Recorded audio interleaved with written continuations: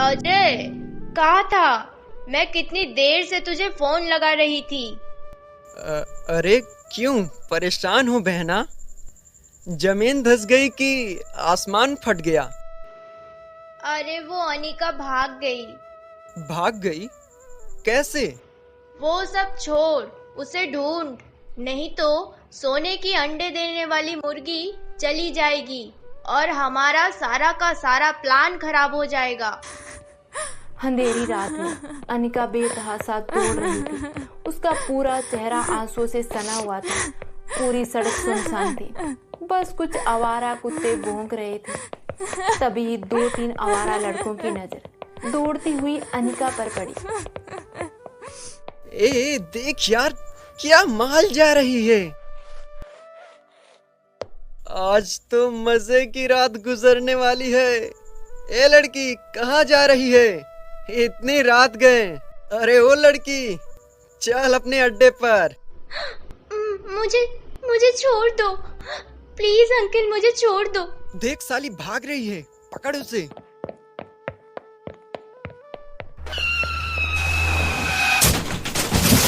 अब अगले दिन अनिका को होश आता है तो वो अपने आप को एक हॉस्पिटल में पाती है। अरे वाह, तुम्हें होश आ गया। मैं यहाँ कैसे आई? फिर कुछ देर बाद एक 18 साल का लड़का जिसका नाम हर्ष सिंघानिया है, डॉक्टर के साथ वो वहां अनिका के पास आता है।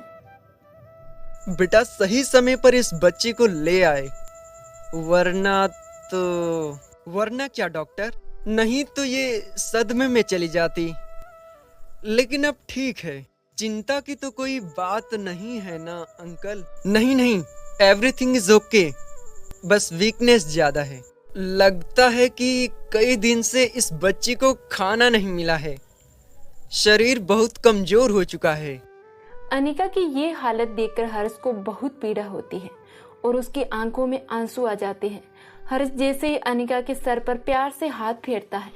छोड़ दो मुझे, कौन हो तुम?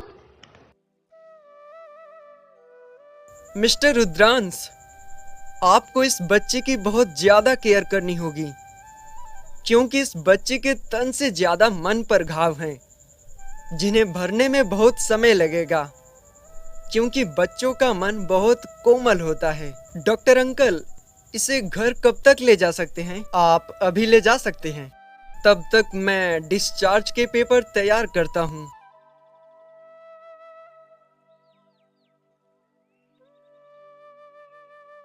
सिस्टर, प्लीज जरा आप इधर आएंगी? प्लीज सिस्टर, आप ये ड्रेस अनिका को पहना दोगी?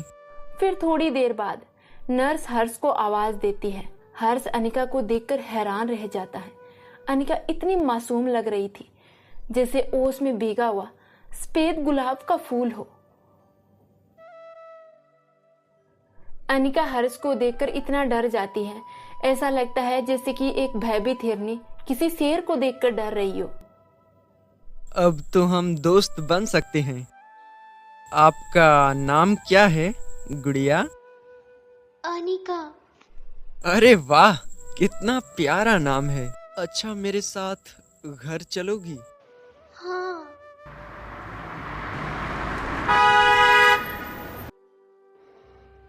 अरे हर्ष, ये लड़की कौन है बेटा?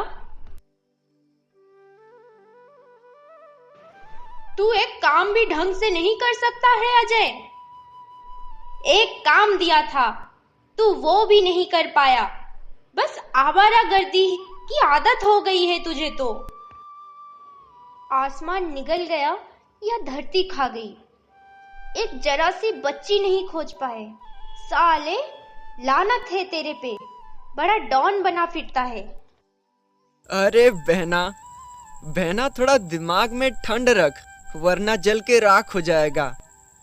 जाएगी कहाँ लौंडिया बचकर हमसे? तू चिंता न कर बहना, बहुत जल्दी सोने के अंडे देने वाली मुर्गी तेरे सामने होगी। अपने आदमी चारों ओर लगा दे और अनिका को बस जल्दी से मेरे पास ला दे, समझा? एकदम अहू बहू, वैसी ही शक्ल, वैसी ही मासूमियत, वैसा ही अंदाज। माँ, मगर मैं गलत तो नहीं हूँ? माँ, आप भी वही सोच रही हो ना जो मैं सोच रही हूँ? हाँ बेटा। आप कहना क्या चाहती हो माँ? आप क्या कह रही हो? मुझे तो कुछ समझ नहीं आ रहा है। पहले मुझे ये बता, ये लड़की तुझे कहाँ मिली हर्ष? और फिर हर्ष एक एक करके सरला जी को वो सारी बातें बता देता है कि अनिका उसे कहाँ और कैसे मिली। बेटा, आपका नाम क्या है? मैं तो बिल्कुल ही भूल गई। आप रेस में गोल्ड मेडल जीती हो, आप वही हो ना? जी आंटी। सरला, बाद में सवाल कर लेना, पहले इसे खाना तो खिला दो और आराम करने दो। हाँ माँ, आप सही कह रही हो। मैं भी कितनी पागल हूँ कि मैं अनिका को देखकर सब भूल गई। ओहो दादी, ये वही अनिका सिंह बंसल हैं जिसने आज से 2 साल पहले गोल्ड मेडल जीता था, जिसके न्यूज चैनल पर बहुत चर्चे चल रहे थे। दादी, मैं तो भूल ही गया था। ताई जी, मत मारो। ताई जी, मत मारो। अंकल, मुझे छोड़ दो प्लीज। अंकल, लग रही है। मम्मी, बचाओ। हे भगवान, इस फूल सी बच्ची की क्या हालत हो गई है? अनिका, क्या हुआ? बोलो। मुझे लगता है बेटा, अनिका सो गई। कविता, अगर अनिका को कुछ भी हुआ ना, बता दे रहा हूँ, मैं भूल जाऊंगा कि तुम मेरी बीवी हो। और कहाँ है तुम्हारा लफंडर भाई जिसके बड़े कसीदे पढ़ती हो? बड़े शान से कह रही थी कि अजय ढूंढ निकालेगा अनिका को। मर जाए वो नास मिटी, अच्छी हड्डी गले में अटकी है। और ये तुम क्या बात बात पर मुझे धौंस देते हो? अगर तुमने ज्यादा चू चपड़ करी ना, तो तुम जानते हो ना कितनी खतरनाक हूं मैं। कल की मरती आज मर जाए मेरी बला से। बस कविता, बस। अब बहुत हो चुका। आगे एक और शब्द नहीं, वरना मुझे देर नहीं लगेगी तुम्हें इस घर से बाहर फेंकने में। अब मैं खुद ही ढूंढ निकालूंगा अपनी अनिका को। हाँ हाँ, तुम क्या मुझे निकालोगे? मैं खुद ही ये घर छोड़ के चली जाऊंगी। और ये थप्पड़ तो मैं हमेशा याद रखूंगी। इसका बदला तो मैं लेकर रहूंगी। भाई प्लीज, मुझे माफ कर दो प्लीज।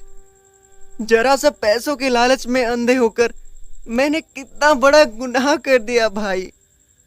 माफ कर दो प्लीज अपने इस कमीने भाई को।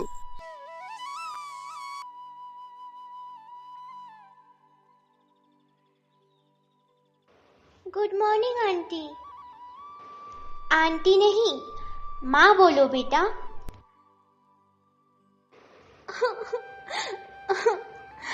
माँ, बहुत डर लगता है मुझे। क्या हुआ बच्चा? क्यों इतना रो रहा है?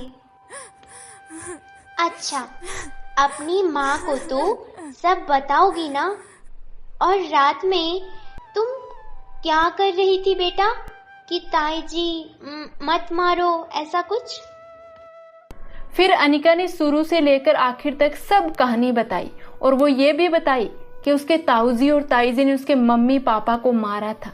और ये सुनकर वो डर कर घर से भाग गई, और रास्ते में कुछ आवारा लड़कों ने उसे पकड़ लिया। वो उनसे बचकर भाग रही थी और फिर वो बेहोश हो गई।